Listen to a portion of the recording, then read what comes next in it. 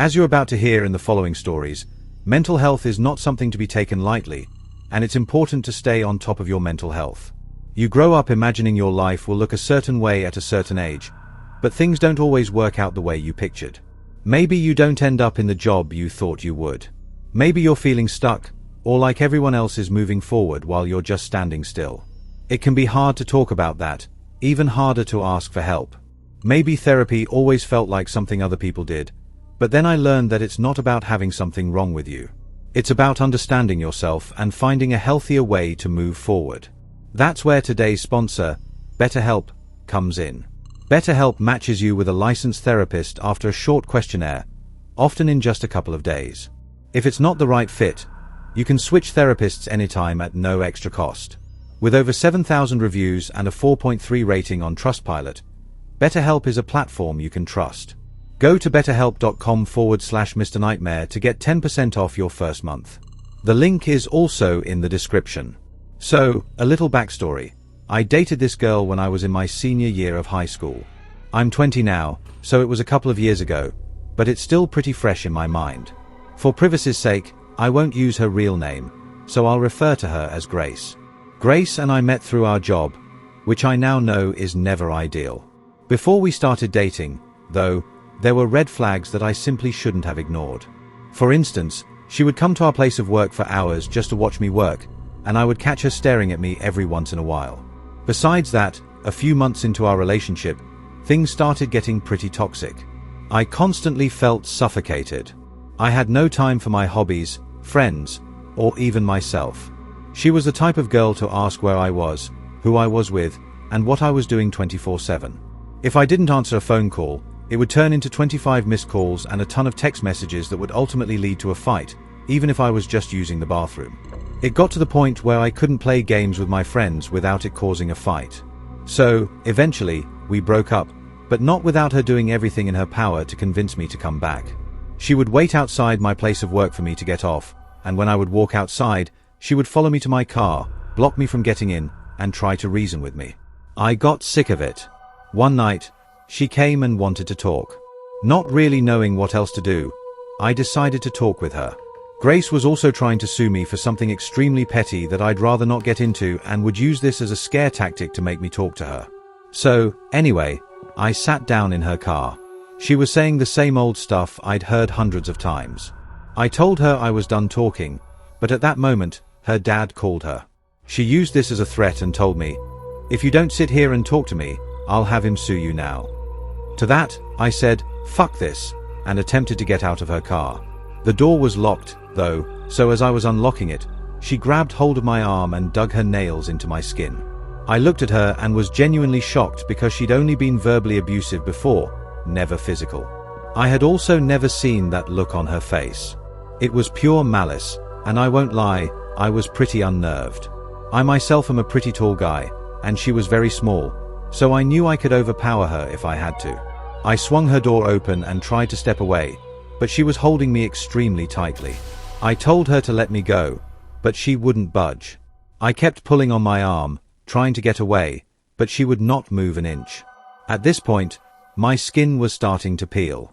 So, I made a judgment call and pulled her toward me onto the passenger seat, which gave me enough time to get away and into my car. I drove home faster than I ever have, and I really wish I could say it ended there, but of course, it doesn't. Unfortunately for me, Grace and I are practically neighbors, and she lives a couple of blocks away.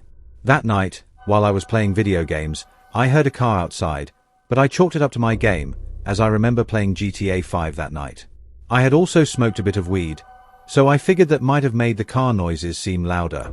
A little time passed, and as I was playing, I heard a tap on my window. I thought I was being paranoid, as we can tend to make me a little on edge sometimes, especially after what had happened. But that thought quickly faded after I heard another tap and a female voice saying my name. I knew it was Grace, and I started to panic. My window doesn't have the best blinds, so I knew she could see me. I didn't want to open my window because, at this point, I knew she could be potentially dangerous.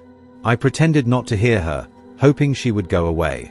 But, of course, she didn't, because after a minute or two, she started banging on my window.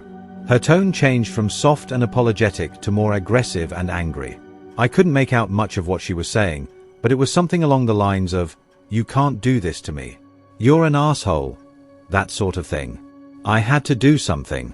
I didn't want to waste the cops' time, but now, looking back at it, I absolutely should have called them. I made the stupid decision to open my door and ask what she wanted. I asked why she was there and why she couldn't just leave me alone. Her tone changed again to soft-spoken, and she asked for her sweater back. I yelled at her and told her she couldn't just be at my window at 2 o'clock in the morning asking for a sweater. Then I said if she didn't leave my property, I'd be calling the cops. At this point, she blew up, screaming at me while starting to sob uncontrollably. For a moment, I actually felt bad, but then my heart dropped as I saw something that still sends shivers down my spine to this day. She wasn't alone. To the left of her was a thick tree in our front yard, and peeking out from it was a hooded figure. She saw me shift my focus to the tree, and she knew I saw them. She reached for my arm and grabbed me. As she did this, I saw the person run out from behind the tree, but I couldn't make out any facial features. It didn't matter because they were sprinting toward my window. In that moment, my fight or flight kicked in, and I slammed my window shut on Grace's arm. She screamed out in pain and pulled it back. I slammed it shut and locked it just before the other person reached my window. My heart was racing, and it felt like I couldn't breathe. I showed them my phone, dialing 911, and at that, they hurried back to her car, started it, and drove away. I was in total shock, not even comprehending what had just happened. They sent an officer to my house. He took down my story and told me they'd call if anything came of it. Of course, there wasn't much they could do, as there was no evidence anything happened, like most 911 calls. As far as I know, she never had any legal action taken against her. As for what they wanted with me, she's also gotten people jumped and robbed before, so I wouldn't doubt they wanted to do that or possibly worse. I'm just extremely lucky that the person hiding behind the tree decided to peek out. My name is Amy, and I haven't really slept much since last Tuesday. Not because I can't, but because I don't feel safe closing my eyes anymore. That's what happens, I guess, when someone you thought you knew turns out to be capable of something you only expect from horror movies. I broke up with my boyfriend, Tommy, 3 weeks ago. It wasn't dramatic, at least not at first. We'd been dating for just under a year. In the beginning, he was sweet, overly attentive, and always texting and calling, like any partner would. At first, it felt like real love, the kind you think you're lucky to have. But over time, it turned possessive. He'd get upset if I took too long to reply. He'd ask weird questions, like who I'd smiled at that day or if I'd seen any guys looking at me. Sometimes he'd show up at my job unannounced, just standing outside the window like he was checking in. He even showed up to the bars I was at with friends if I was having a girls' night out and then forced me to come home with him. My friends started to hate him for these exact reasons. He never trusted me, but I didn't end it until he started asking if I'd ever consider putting a tracker on my phone to keep each other safe. Not to start sharing each other's locations, but to literally put a tracker on my phone. That was the last straw for me. I told him it was over, and in response, he cried at first, but then he went silent. I remember hanging up on our last call with this strange tightness in my chest, like I was waiting for the other shoe to drop. For a little while, things were quiet. I blocked his number and tried to move on. I started going back to the gym, cooking real meals, just trying to feel normal again. But about a week after the breakup, I started getting strange messages, not from Tommy, or at least not directly, but from random numbers with no name or context. They were short, usually just a vague single sentence. I didn't reply to any of them. That's a surefire way to let a spam number know to keep harassing you. I just blocked each number as it came. I didn't tell my friends. I told myself it was probably a scam or some spam bot because I've always gotten spam texts. But then things moved beyond just random texts. One night, I was in bed and had to get up to pee. I went into the hallway outside my bedroom, and before entering the bathroom, I thought I heard a soft noise come from downstairs in the foyer. I'm not the type to go check on a noise. I get scared in the dark, hence why I always like being in a relationship so I didn't have to stay alone all the time. I didn't go down to check it. I convinced myself it was a radiator clicking or something. I've lived in this apartment for almost 2 years, and most of that time was spent living with my ex, George, and then Tommy the remainder of that time, but hardly ever alone. I know the sounds it makes, and honestly, That sound was not one I'd heard before. So, after I went to the bathroom, I went straight back into my room and jumped into bed, thinking the thin sheet of blanket cloth would protect me. Another night, around 2 a.m., I could have sworn I heard a door in my apartment open from outside my room. That was the sound that woke me up, so I wasn't 100% sure of it. It could have been part of my dream, maybe. Still, my heart was racing. I texted my family group chat with my siblings and my parents, just saying, I keep hearing noises every night. I'm getting scared. Of course, they were all asleep, though, so I went back to sleep. That weekend, I came home from visiting my sister and immediately felt like something was off.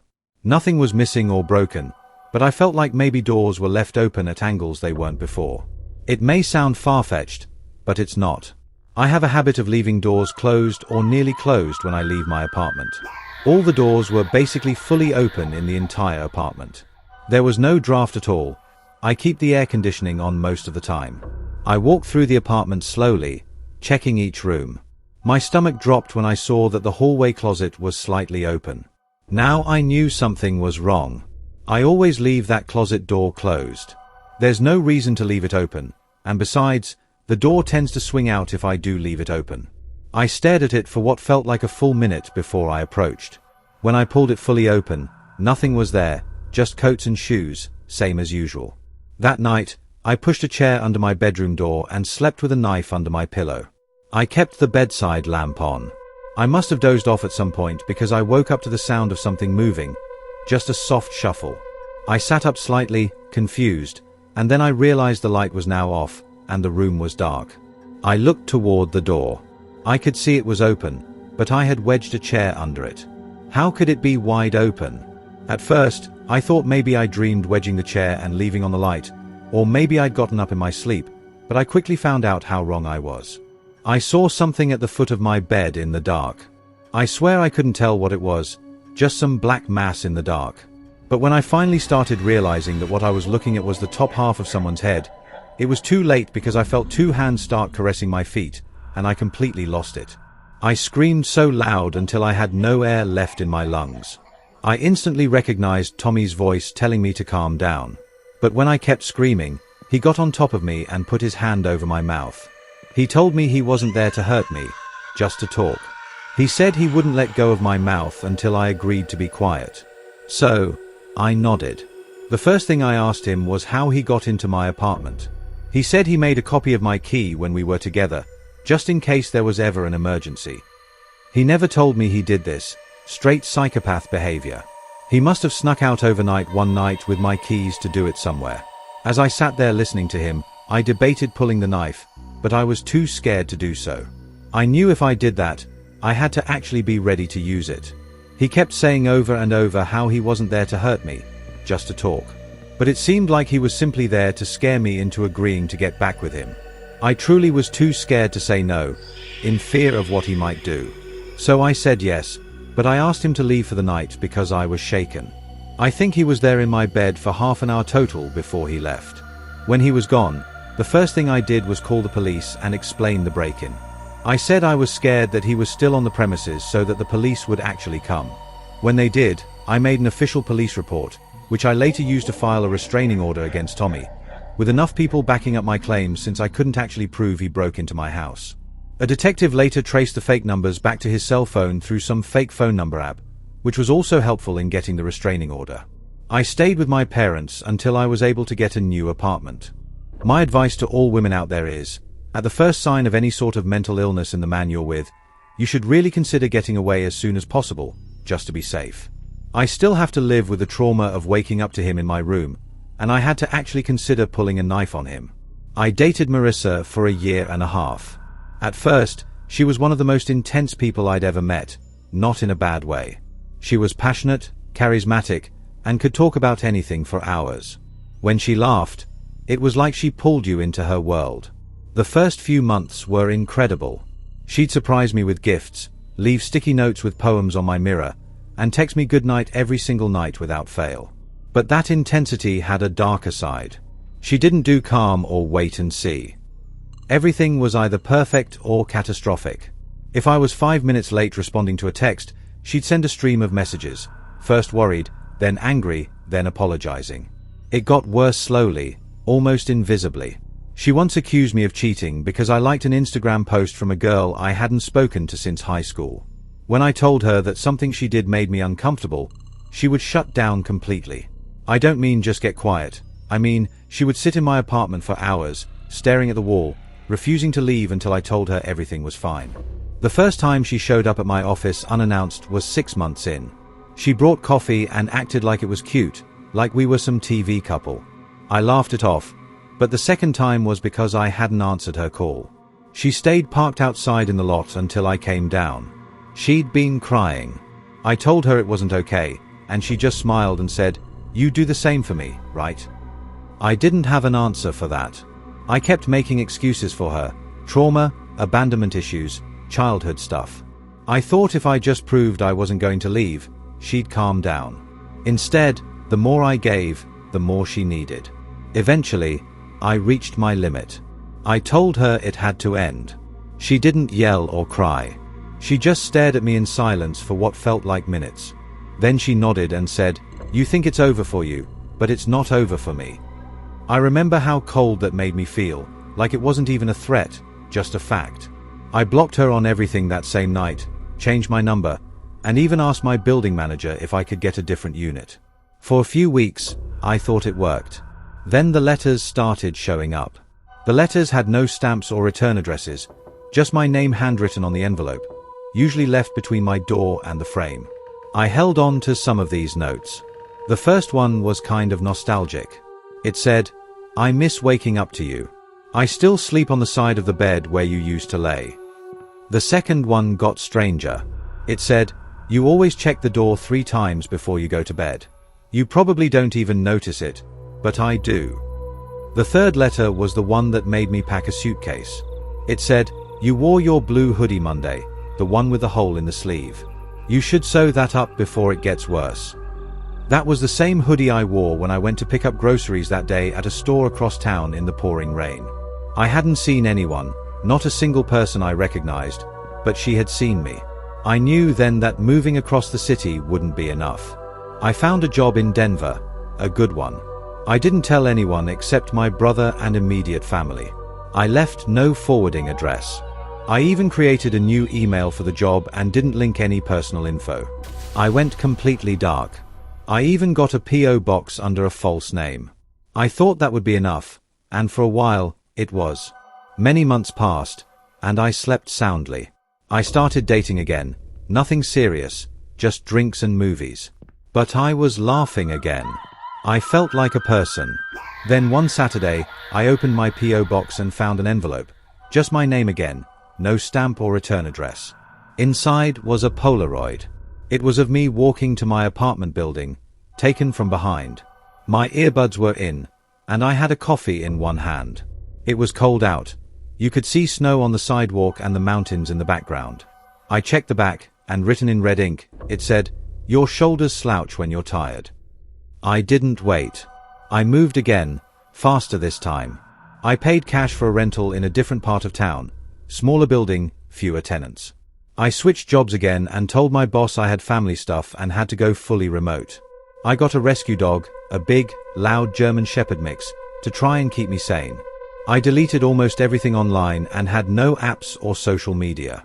I went grey for almost a year and heard nothing, no letters or pictures anymore. I let myself believe she was finally gone, until the post-it note. It was stuck to my front door one evening when I got home from walking the dog. It was a yellow note with red ink, and it said, "I don't like the beard." My stomach dropped. I'd grown it out maybe 3 months prior. Nobody had seen me with it except the dog and maybe my work webcam, which I kept taped over unless on a call. I shaved it off that night.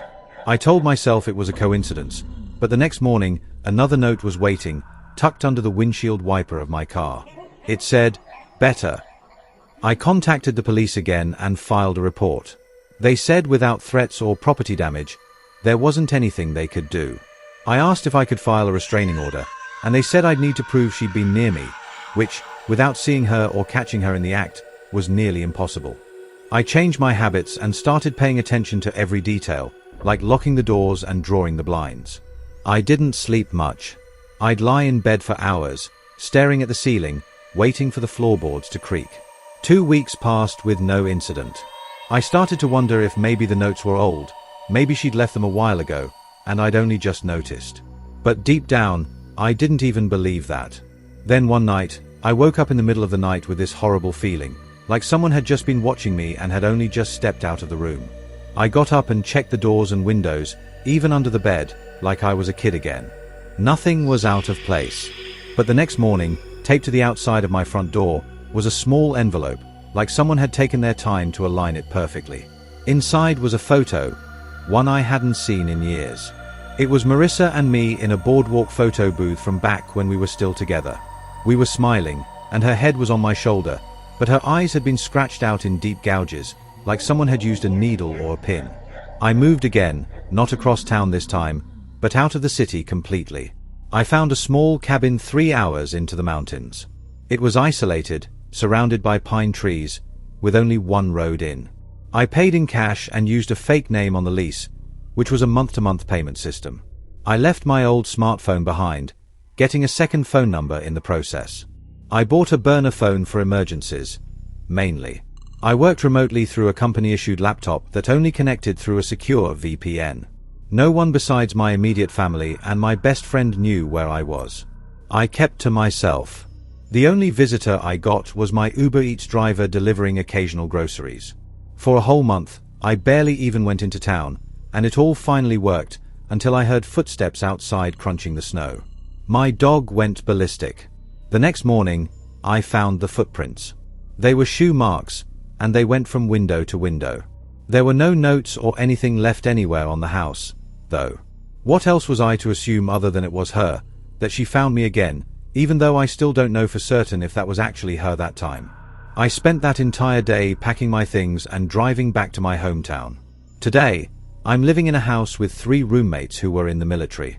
If that's not a house that people know not to mess with, I don't know what is. Their pickup trucks, purple heart plates, and giant flags all over the front of the house are an absolute deterrent to Marissa playing whatever psychopathic game she was playing. She's a mentally unstable stalker, it's clear as day, and she's a danger to herself, me, and whoever she gets involved with in the future. I just wish law enforcement was more willing to step in and do something before something really bad happens.